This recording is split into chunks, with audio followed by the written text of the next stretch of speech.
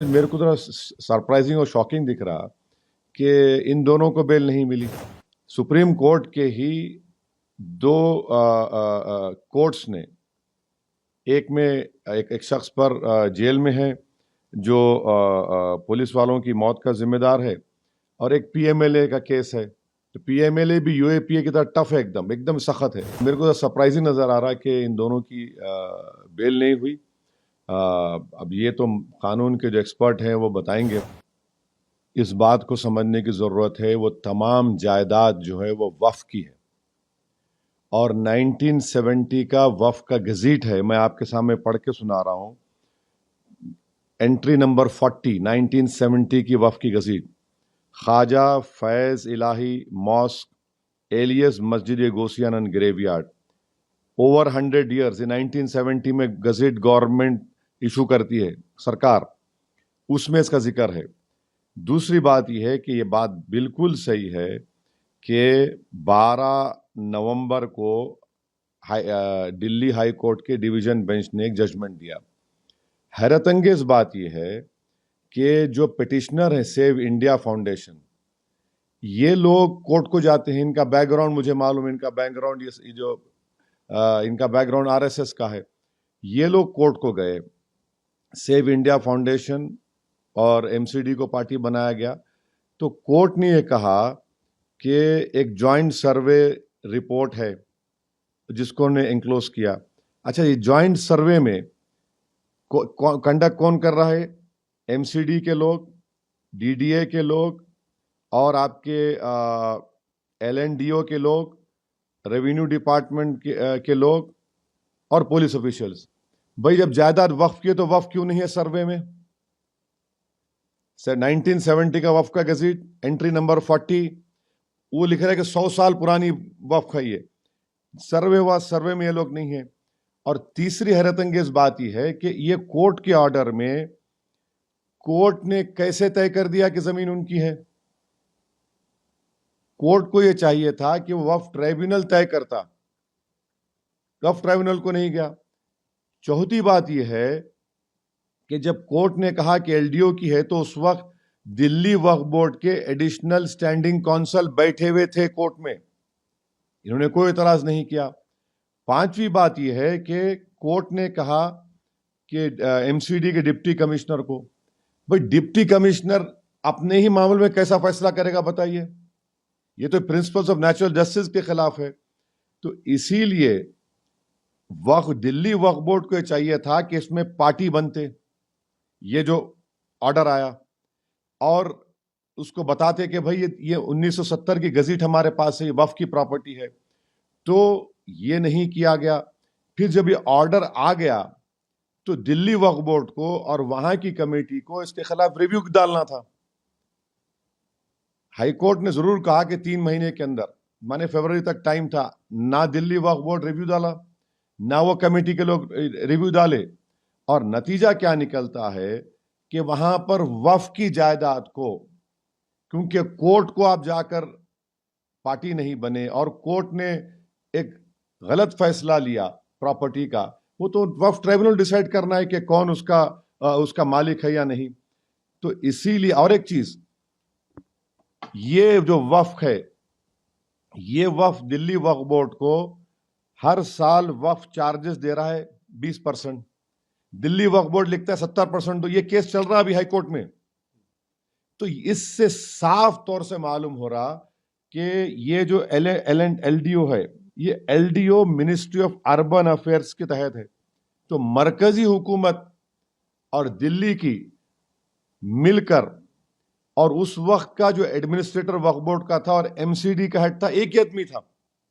ये इसलिए कि मैं वक्फ का मेंबर हूं, था उस, मेरे को मालूम इसमें, और वकीलों से बात किया मैं। तो ये सरासर गलत है। अहम बात यह है कि प्लेसेस ऑफ वर्शिप एक्ट 1991 क्या है बताइए फिर? 1947 15 अगस्त में जगह मस्जिद थी और ये सब मस्जिद की हिसार में था। कैसा आप लोग करिए? पार्लियामेंट का कानून है, उसको भी बाला तायक रख दिए, तो उसको भी धज्जियां उड़ा दिए। तो इसीलिए हम कह रहे हैं कि ये एक बड़े मंसूबाबंद तरीके से कोर्ट के सामने जाकर ना दिल्ली वक्फ बोर्ड गया, نہ یہ کمیٹی والوں کا کام تھا کہ جا کر کورٹ کو بتاتے. اور یہ جو ایم سی ڈی ہے ان کو معلوم گزٹ ہے گورنمنٹ کو، تو گورنمنٹ کا حصہ ہے نا. ایل ڈی او والے بھی تو گورنمنٹ کا حصہ ہے، گزٹ کا حصہ انکار کرتے ہو لوگ. تو یہ نقصان وقف کی جائیداد پر ہوا. وہاں مسجد کو بھی مانا گیا کہ تھوڑا بہت نقصان ہوا، نہیں معلوم، لوگ بول رہے ہیں، مگر یہ سراسر غلط ہوا ہے. اسی لیے امید کرتے کہ دلی وقف بورڈ اور وہاں کی مینجمنٹ کمیٹی فوراً سپریم کورٹ کو جائے اور جا کر یہ تمام حقیقت سپریم کورٹ کو بتائے اور سٹیٹس کو لے وہاں پر. یہ تو غلط ہے بالکل. ارے پورا لکھا ہوا ہے، اس میں اس کا ریکارڈ ہے، وقف فنڈ دیا جا رہا ہے، اور آپ اس طرح کا تو پوری طریقے سے دلی وقف بورڈ اس میں ملوث ہے، کمپلسٹ ہے. اور ان کی یہ نادانی ناہلی نہیں ہے، بلکہ ڈیلیبریٹ یہ لوگ آنکھ بند کر لیے. اور پھر یہ جو پٹیشنر ہے، یہ تو سب کو معلوم، یہ لوگ ہر جگہ جا کے اس طرح کی چیزوں کو اٹھا رہے. تو یہ اس فیصلے کے خلاف فوراً ایس ایل پی ڈال کر سٹیٹس کو لینے کی بہت ضرورت ہے. مگر وقف کی جائیداد کا نقصان ہوا اس میں. دیکھیے، آج اگر آپ ایک انگریزی news paper Times of India دیکھیں گے، اس میں 2 رپورٹیں ہیں. ایک یہ کہ سپریم کورٹ نے بیل دیا ہے ایک ایم ٹیک چیئرمین کو جو 16 مہینے سے جیل میں تھا، اور جسٹس سنجے کمار اور جسٹس آلوک رادے صاحب کا یہ ججمنٹ ہے، بیل کا آرڈر ہے کہ right to speedy trial enshrined in article 21 of constitution is not eclipsed by the nature of the offense. ایک یہ ہو گیا. دوسرا ایک اور ہے کیس جس میں ایک شخص ہے جو نیکسلائٹ ایکٹیویٹیز میں، وہ سیکیوز کا نام ہے کیلاش رام چندانی. تو ان کے اوپر الزام ہے کہ ان کی وجہ سے 15 پولیس کے عہدیداروں کی موت ہوئی آئی ڈی بلاسٹ میں. یہ بیل آرڈر دیا گیا ہے سپریم کورٹ کے چیف جسٹس ہیں اس میں، اور جسٹس باگچی ہیں. اور اس میں یہ لکھا گیا ہے کہ there must be a speedy trial which is possible only when the government sets up exclusive special courts to try cases of this nature. Since there are many cases pending with trial judge and prosecution has cited many witnesses, the trial is not going to conclude in the near future. Chief justice of India نے جس عزمی پر الزام ہے I D blast کے ذریعے 15 police کے لوگوں کی موت ہوئی، ان کو بیل دیا. اور دوسرا جسٹس سنجے کمار صاحب اور جسٹس آلوک آردے صاحب نے ایک ایم ٹیک چیئرمین کو P M L A case میں، دیکھیے پی ایم ایل اے میں ٹوین ٹیسٹ ہوتا ہے، تو ان 2 کیسز میں بیل دے دیا گیا. اب یہ سمجھ میرے کو ذرا سرپرائزنگ اور شاکنگ دکھ رہا کہ ان دونوں کو بیل نہیں ملی. سپریم کورٹ کے ہی 2 کورٹس نے، ایک میں ایک شخص پر جیل میں ہے جو پولیس والوں کی موت کا ذمہ دار ہے، اور ایک پی ایم ایل اے کا کیس ہے. تو پی ایم ایل اے بھی یو اے پی اے کی طرح ٹف ہے، ایک دم سخت ہے. تو میرے کو سرپرائزنگ نظر آ رہا ہے کہ ان دونوں کی بیل نہیں ہوئی.